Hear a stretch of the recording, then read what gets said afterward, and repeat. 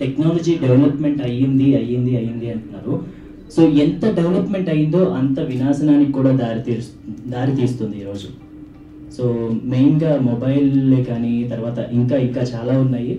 So వాటిని అరికట్టాలని మన ఫిన్ university వాళ్ళు అరికట్టడానికి చాలా దోహదపడుతున్నారు. ఇప్పుడు కొత్తగా యాప్ రెడీ చేశారు. సో వీరి యాప్ ప్రజల్లోకి వెళ్ళాలని, సో వీళ్ళు కోరుకున్నది సాధించాలని మనస్ఫూర్తిగా కోరుకుంటున్నాను. ఆల్ ది బెస్ట్ అండి.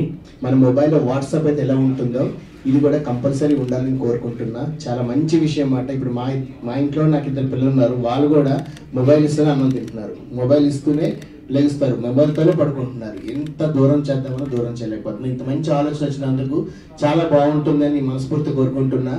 అండ్ టెక్నాలజీ పెరుగుతున్న కొద్ది మనం ఎన్నో లాస్ అవుతున్నాం. మమ్మీతో కానీ డాడీతో కానీ పిల్లలతో కానీ స్పెండ్ చేయలేకపోతున్నాం. ఏదైనా మొబైల్ చూసుకొని చూడాల్సి వస్తుంది. కానీ మీరు మంచిగా కనిపెట్టినందుకు నాకు చాలా హ్యాపీగా ఉండింది. మీ అందరికీ కంగ్రాచులేషన్ చెప్తున్నానండి. Thank you so much.